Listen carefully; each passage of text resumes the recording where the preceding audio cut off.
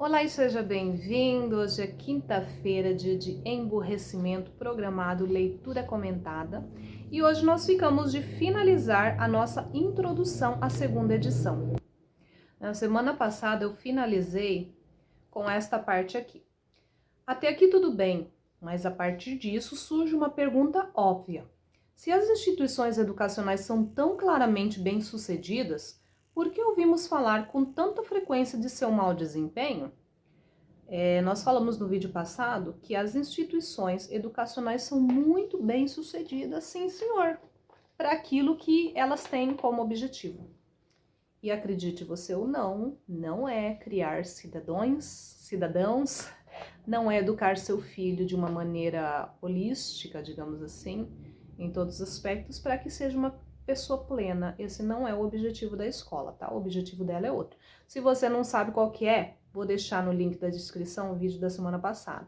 Aí você vai entender um pouquinho melhor do que nós estamos falando. Mas se você ficar aqui até o final, você também vai entender. Fica tranquilo, tá? Então tá, por que a gente ouve falar com tanta frequência do mau desempenho da escola? Nesse caso, Gato talvez tenha nos dado a resposta. Porque antes dele ser professor, ele era publicitário. E em suas próprias palavras, um sujeito jovem e contínuo para escrever comerciais de televisão de 30 segundos.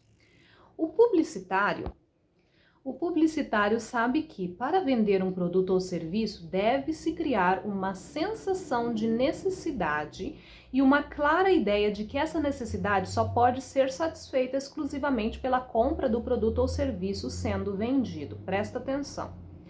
Todo publicitário sabe disso, né? O marketing, na verdade, é voltado para isso, para criar uma sensação de necessidade. Você já foi nessas lojinhas de R$1,99, que agora não é mais R$1,99, né? Mas você entra lá e na hora que você começa a ver aqueles produtos, gente, você viveu até aquele dia sem e você se pergunta, como que eu consegui viver sem isso até hoje? Você tem a nítida sensação de que você precisa muito daquilo. E as propagandas que são feitas hoje em dia, às vezes de coisas que você nem parou para pensar, nunca fez falta, mas na hora que você vai propaganda, você fala, gente, como que eu consegui sobreviver neste mundo sem esse produto, né? Então, esse é o objetivo, né, do marketing.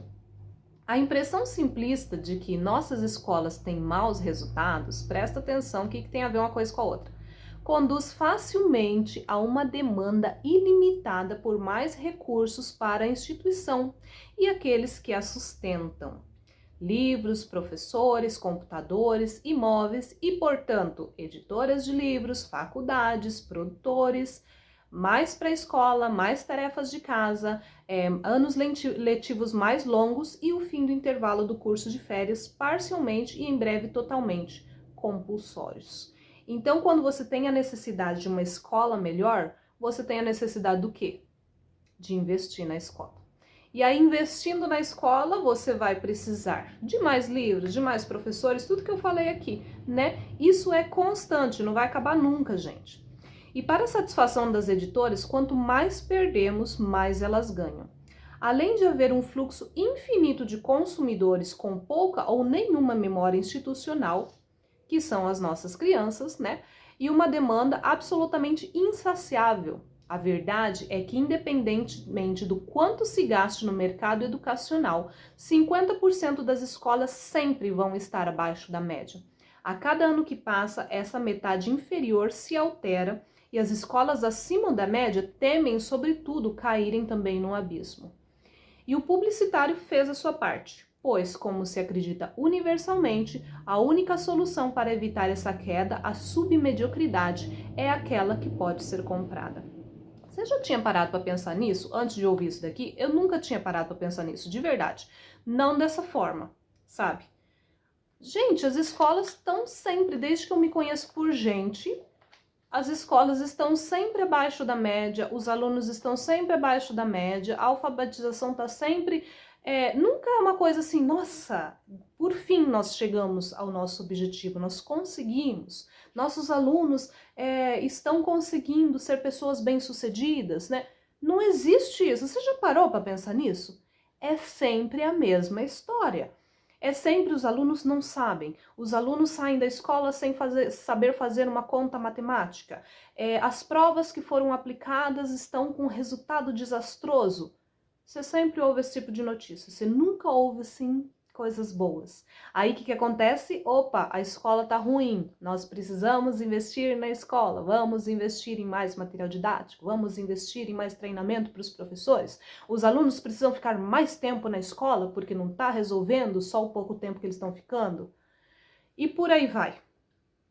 Você nunca tinha parado para pensar nisso? Pois é. John Taylor Gatto pensou. Esse estratagema é extraordinariamente elegante, porém tão explícito que sempre houve o risco de ser visto como o estelionato, que afinal é o que é, né?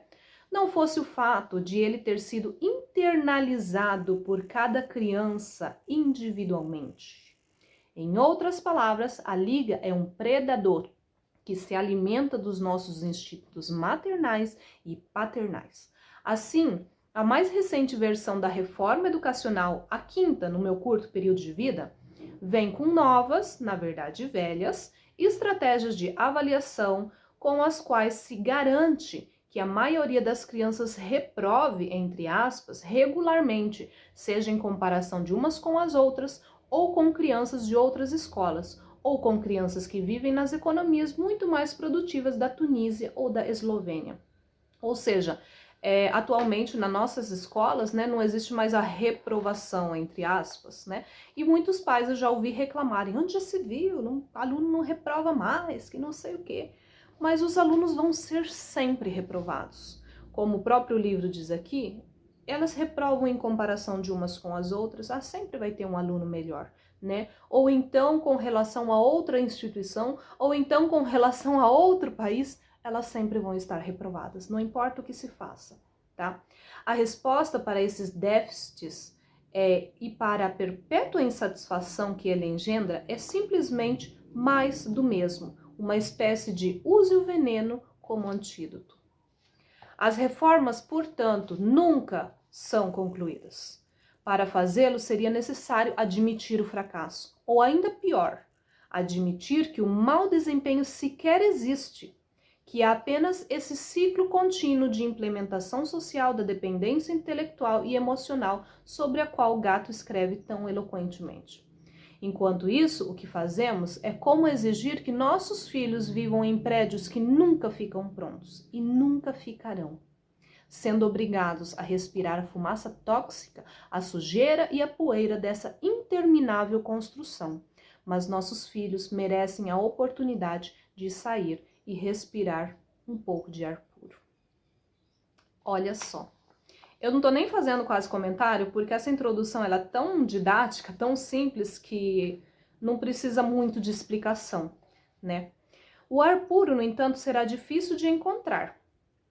Dan Gramber, fundador da Sudbury Valley School, não sei pronunciar direito, uma comunidade de aprendizagem bem-sucedida que existe há mais de 30 anos, e que é baseada nos princípios do aprendizado por iniciativa própria e na autossugestão democrática, escreveu que, entre educadores proeminentes, líderes empresariais e representantes governamentais, há uma concordância praticamente unânime quanto às características essenciais de uma educação que satisfaria as necessidades da sociedade do século XXI. Ele vê um consenso em 6 tópicos. Então, o que a educação precisa para ela ser uma educação que realmente vai ajudar a pessoa a viver nesse século que estamos nós, né? Como a sociedade muda rapidamente, mudanças estão ocorrendo de uma maneira absurda, os indivíduos terão de ser capazes de atuar confortavelmente num mundo que está sempre em movimento. O conhecimento continuará expandindo-se vertiginosamente, certo? Isso significa que um currículo planejado por conteúdo e um conjunto de informações que devem ser transmitidas aos alunos é totalmente inapropriado como modo de preparar as crianças para os papéis da vida adulta. Então, presta atenção. Nossa vida está em constante mudança. Com a chegada da internet na nossa vida, então, tudo ficou muito mais rápido, né? Uma velocidade absurda. A quantidade de informação que nós temos todos os dias é assim, não tem nem como você pensar em assimilar tudo aquilo. É muita coisa. Não dá. Então, essas pessoas que estão, essas criancinhas, né, que estão se formando hoje, que estão indo para a escola, o que elas precisariam? Elas precisariam atuar confortavelmente nesse mundo, em movimento, em constante expansão, né? E o conhecimento que vai continuar se expandindo. Um currículo planejado de história, que aconteceu há não sei quantos milhões de anos atrás, não milhões, né? Não é tudo isso. Mas você vai continuar estudando a mesma coisa que eu estudei, meu filho vai estudar, minha neta vai estudar? Será que isso faz sentido? O mundo já mudou, gente, e a escola não mudou. Eu li em alguma parte, não me lembro aonde agora, mas que se você pegasse um arquiteto, um advogado, um engenheiro de 20, 30, 40 anos atrás e colocasse ele hoje no nosso mundo atual, para ele fazer o trabalho dele, ele ficaria completamente perdido. Por quê? Porque as leis mudaram, tudo mudou, né? Agora, se você pegar um professor, você pode colocar de 100 anos atrás e colocasse na sala de aula hoje, ele saberia exatamente o que fazer. Você sabe por quê? Porque a escola não mudou nada. Continua a mesma coisa, o professor lá na frente falando e os alunos ouvindo. Isso me lembrou de uma experiência muito recente minha. Eu fui chamada para uma reunião de pais na escola dos meus filhos, na nova escola que eles estão indo, e foi a primeira reunião do ano. Gente, eu me senti tão mal, de verdade. Você sabe como que foi a reunião? Nós chegamos, sentamos, o diretor ficou lá na frente. Aí ele começou a falar, se apresentou, aí falou, dando bronca, obviamente, porque as crianças não podem chegar atrasadas, porque as crianças não podem chegar muito cedo, porque tem pais que esquecem as crianças, nananana. Todos os assuntos abordados eram assuntos que não me cabiam, né? Eu não precisava estar lá ouvindo. Aí depois ele passou a palavra para a pedagoga. Aí a pedagoga falou. Eu falei, então é isso, gente. Está encerrada a nossa reunião. Eu fiquei olhando assim, falei, gente, pensei, né, no meu íntimo. Ninguém vai perguntar o que nós achamos. Ninguém vai perguntar se tem alguma pergunta, se tem alguma colocação, nada. Eu vim aqui só para sentar e ficar ouvindo, fala sério. E aí eu fui a única, né, que levantei a minha mão porque eu tinha uma questão lá para falar. E daí eu perguntei se poderia ser feito aquilo e tal, e conversamos, fui a única pessoa que levantou a mão para falar. Só que não foi me dado assim, por livre e espontânea vontade, ninguém perguntou assim, alguém tem alguma coisa a dizer? E eu fiquei pensando, se eles fazem isso com nós, que somos pessoas adultas, que somos os pais, imagina o que não fazem com as crianças, tá? Então, o primeiro ponto é esse, que eles precisam viver, atuar confortavelmente no mundo que está em constante movimento e a escola não oferece esse currículo, certo? As pessoas que irão deparar-se com uma maior responsabilidade individual para conduzir suas próprias vidas. As crianças devem crescer num ambiente que enfatiza a automotivação e a autoavaliação. Escolas que dão maior ênfase a fatores motivacionais externos, como punições e recompensas para alcançar objetivos definidos por outros, estão privando as crianças das ferramentas que elas mais vão precisar para sobreviver, gente. O que as crianças mais vão precisar para sobreviver é elas mesmas se autoavaliar, elas verem o que eu estou fazendo de errado. E aí, ontem me veio na mente uma coisa bem interessante sobre isso. Por que nós não temos resultado, gente? Você já parou para pensar nisso? Como que a gente não tem resultado nas coisas que a gente faz? Por quê? Nós não temos uma conexão clara entre causa e efeito. Ou seja, presta atenção. Quando você vai para a escola, você senta na carteira, você escuta tudo aquilo passivamente e aí você vai embora. Qual que é o seu resultado? Seu resultado é, na hora que você faz a prova, você tem uma notinha. Esse é o seu resultado. Você sabe o que acontece no mundo real? E eu vou te falar, por exemplo, esses cursos de mentoria que são vendidos, né? A pessoa vai lá, faz um curso, programa, tudo, a mentoria. Muitos alunos entram e pouquíssimos mesmo têm resultados. Você sabe por quê? Porque nós estamos acostumados a comprar um produto, seja um curso, seja lá o que for, e a gente senta e assiste ele inteirinho. E pronto. E agora? Foi isso que eu aprendi na escola, que eu tinha que sentar e escutar a professora e depois colocar no papel o que eu aprendi.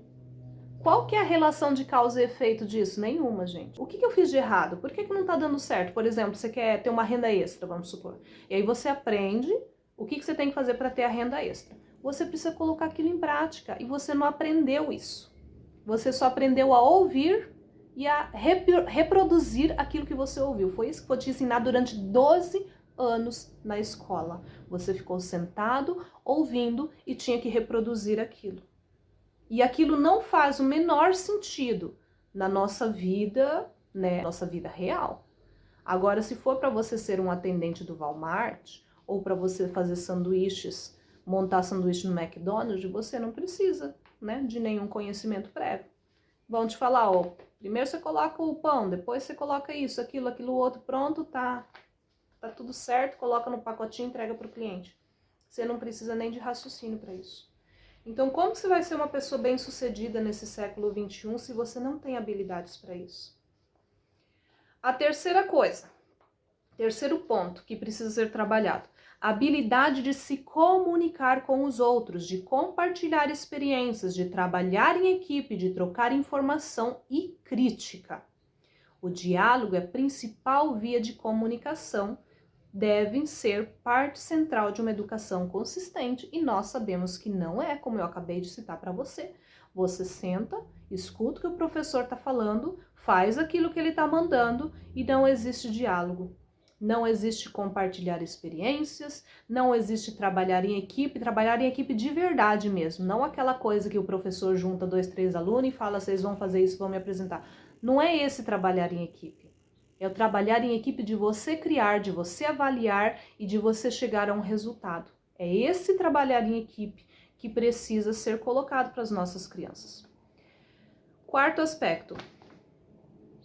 Conforme o mundo caminha para um reconhecimento universal dos direitos individuais nas sociedades democráticas, as pessoas devem ser capacitadas para participar como iguais em qualquer iniciativa que se envolvam. Alunos e professores devem ter uma participação integral na administração das instituições de ensino e devem, inclusive, ter o direito de mudá-las radicalmente quando necessário. Então, essas crianças elas devem ser treinadas a ter uma participação, em se envolver e participarem como iguais. Isso acontece? Não, é claro que não acontece, porque lá o que vale é a voz do professor, é a voz do diretor e o que a criança fala, né? Aliás, não fala, já aprendeu que não precisa falar, não pode. Atualmente, a tecnologia possibilita que os indivíduos aprendam o que quiserem, quando quiserem e da maneira como quiserem. Devemos propiciar aos alunos não só a tecnologia, mas também a responsabilidade por sua própria aprendizagem e seu cronograma educacional. Eu sei que conforme eu vou lendo isso, muitas pessoas vão ouvir, vão dizer o seguinte, você está falando coisa nada a ver, né? Como que a gente vai fazer um negócio desse? Propiciar aos alunos a tecnologia e a responsabilidade pela sua própria aprendizagem e seu cronograma educacional, como assim? Né? É que a gente não consegue vislumbrar algo que a gente não vive. Então não adianta você tentar colocar a escola atual nesse modelo aqui que eu tô te falando, porque ela não cabe. Ela não cabe, ela simplesmente não se encaixa. Se você for querer colocar, por exemplo, como que nós vamos fazer para que as crianças fiquem em fila quietinhas sem se mexer? É óbvio que não vai funcionar nesse modelo, né? E esse tipo de modelo realmente não se encaixa. Não adianta você querer tentar introduzir isso que eu estou falando no atual modelo de ensino. Não vai funcionar, não vai dar certo. Não tem nem como, na verdade, né? As crianças possuem uma imensa capacidade de concentração e esforço. Elas possuem, tá, gente? Embora muitos falam que não, que criança não tem concentração, que criança não tem essa capacidade, isso não é verdade. Elas sentem prazer, quando elas sentem prazer naquilo que estão fazendo, elas têm essa capacidade sim. E as habilidades adquiridas em qualquer área de interesse são imediatamente transferíveis a outros domínios. Já vou explicar isso. Portanto, as escolas devem ser muito mais tolerantes à variação individual e depender muito mais de atividades resultantes da iniciativa dos próprios alunos. O que quer dizer isso? Quando você começa a estudar uma área, vamos supor que você escolhe, sei lá, culinária. Vamos pegar uma coisa nada a ver. Você vai estudar culinária, certo? Se você for se aprofundar na culinária, você quiser fazer uma coisa realmente boa, você não vai poder ser só uma pessoa que replica aquilo que for falado. Porque muitas vezes você vai pegar uma receita que uma vez deu certo, outra vez não deu certo, e aí fica variando. Por que dá certo, por que não dá certo? Aí você vai perceber que os elementos químicos que são colocados para fazer um determinado bolo, uma determinada comida, influenciam no resultado final. E aí já vai entrar química, aí já vai entrar física, aí já vai entrar bioquímica, vai entrar um monte de matérias que não tem a ver com a culinária, entre aspas, né? Todas as matérias, tudo na vida que você for começar a pesquisar e se aprofundar, você vai perceber que tem conexão com outras áreas. Como, por exemplo, eu comecei um canal falando sobre educação de filhos, né? E aí eu falando sobre, né, você pode ver os meus vídeos anteriores, eu dou bastante dicas do que você deve fazer, né, em determinada situação e tudo mais. O que eu percebi? Eu percebi que não é só uma receita de bolo. Eu passo para você, quando o seu filho tiver com birra, você faz isso, isso, isso. Mas para você fazer isso que eu tô te falando para você fazer, você precisa estar, por exemplo, num estado emocional tranquilo. Se você tá nervosa, tá com raiva, tá passando por dificuldades, sejam elas quais forem, você provavelmente não vai conseguir aplicar isso que eu tô te falando. E aí você vai ficar frustrada porque você fala, poxa, eu tenho todas as ferramentas, eu não consigo aplicar. E quais são essas dificuldades? Percebe? Começamos com educação de filhos e agora já estamos falando do emocional de quem está cuidando desses filhos. Esse emocional, ele vai variar conforme a sua situação financeira. Se você está passando por dificuldade financeira, você não tem cabeça para ficar emocionalmente tranquilo, né? Vai influenciar o seu cônjuge, se o seu cônjuge é alguém que não te apoia, né? Isso também influencia. Vai influenciar se tem alguém doente na casa, na família, se você mesmo está adoecido, né? Então, todas essas coisas vão influenciar na educação do seu filho. O que você teve de educação lá atrás vai influenciar, a sua genética influencia. Gente, é tanta coisa que não tem como você simplesmente chegar e falar, é isso daqui que você tem que fazer em disciplina positiva, assim, assim, assado, e vai dar certo. Porque você está envolvido no processo, entende? Isso é a conexão que existe entre uma disciplina e outra, o que não acontece na escola, porque você pega uma coisa é essa, e não tem nada a ver uma coisa com a outra, mas lá no fundo tem tudo a ver. Lá no fundo tá tudo interligado. E essa interligação é que a gente não tem uma compreensão plena. E aí, por exemplo, no meu canal eu já comecei a pensar o seguinte, nossa, eu vou ter que falar, eu sinto a necessidade de falar sobre inteligência emocional, não só para os filhos, mas para os pais, para quem está educando. Eu sinto agora a necessidade, por exemplo, de ter um canal que vai falar sobre renda extra para mães que estão passando por dificuldade, porque você precisa, se você não tem dinheiro para pagar suas contas, você não tem paciência para cuidar do seu filho. Raras são as pessoas que não conseguem misturar uma coisa com a outra, mas isso mexe muito com o ser humano. Então você percebe que não tem como a gente isolar matemática de português, de história, tá tudo junto e misturado, só que na escola a gente não aprende dessa forma. A gente aprende que cada coisa é diferente, né? Cada matéria tem a sua própria notinha, é assim que funciona. Então, já deu 24 minutos de vídeo e eu ainda não terminei a nossa introdução. Caramba, é muita coisa para falar. Tudo isso que eu citei aqui é a opinião de Greenberg, como eu falei no início, né?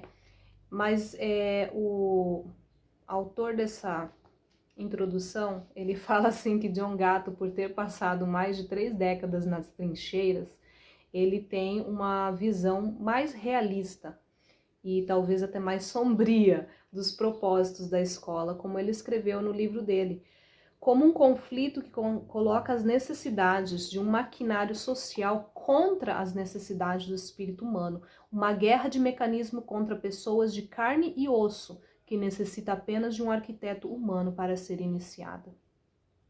Vamos direto ao ponto? Na visão de Gatto, a Liga precisa de adultos burros, então ela garante sua demanda emburrecendo as crianças. Nessa perspectiva fica claro que Dan Greenberg está errado. Apesar de sempre haver a necessidade de um número bastante reduzido de tecnocratas para se substituir, a Liga tem pouca utilidade para centenas de milhões de indivíduos autossuficientes que pensem criticamente, sejam capazes de dialogar e que determinem suas próprias necessidades individuais ou comunitárias, independentemente da sedução e do domínio da Liga. Na verdade, quando tais indivíduos existem, a Liga os teme. Ela pode até ocasionalmente exaltar publicamente o grande valor que tem, mas no final das contas, a Liga não tem nenhuma utilidade para artistas, dançarinos, poetas, agricultores autônomos, autossuficientes, naturebas, seguidores devotos de, segundo a visão da Liga, cultos não materialistas, cristãos ou não, artesãos, pessoas que produzem a própria cerveja ou até mesmo pais e mães de tempo integral.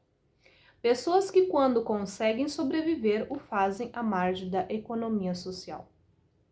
O que a Liga precisa, acima de tudo, é de atendentes de Walmart, montadores de lanches e dedicados, porém mal pagos, colonizadores, contratados pelo governo e orgulhosos de seus títulos de professores que impeçam que os nativos agitados se rebelem enquanto a extração de recursos e capital humano ou não permanece intocada. Em última análise, enquanto ela emprega os mais extraordinários lobistas e apologistas, a Liga não faz nenhuma concessão, não faz nenhum prisioneiro. Não até que tenha colonizado cada terminação nervosa, cada minúscula parte e cada hábito da mente, e tenha passado por cima de cada centímetro quadrado desta boa terra. Mas a estratégia não funciona totalmente. Para cada McMurphy que a Liga leva para o eletrochoque, há a possibilidade de um chefe Brondin escapar. Há ervas daninhas brotando nas rachaduras do asfalto que não serão arrancadas. Nós, as ervas daninhas, estamos aqui. Você, eu, Dan Greenberg e o autor deste livro. Incendiário. Já há milhões de pessoas que educam seus filhos em casa e logo haverá mais 1 milhão de alunos formados pela educação domiciliar. E ao contrário do que aconteceu com todos os movimentos de escolas alternativas frustrados do século passado, se várias ervas daninhas crescerem e virarem grandes árvores, talvez tenhamos o poder de bloquear as estradas, enquanto a Liga vem com seus motores fumegantes em nossa direção. Gatto demonstra, com sua escrita, sua vida e seu testemunho, não acreditar que soluções individuais possam ser a resposta para grandes problemas sociais. Não são capazes de por si sós derrubar a Liga. Mas ele também demonstrou que a esta edição comemorativa de 10 anos de emburrecimento programado celebra essa visão, que só temos a ganhar ao proteger e expandir as escassas zonas de liberdades em que habitamos. Essa energia, criatividade e imaginação que a natureza nos deu na infância e que resguardam a promessa de que dias melhores estão por vir. Amei esse final, gente. Espero que você tenha gostado e que estejamos juntos nas próximas páginas desse livro que ainda nem começou e que já está fazendo tanta diferença, pelo menos para mim. Se você não é inscrito no canal, se inscreve. Essa é a hora de você se inscrever, de deixar o seu joinha se você gostou, de deixar o seu comentário a respeito dessa introdução incendiária. Você imagina como que deve estar o livro, né? Se a introdução está desse jeito. Um beijo grande e até a próxima.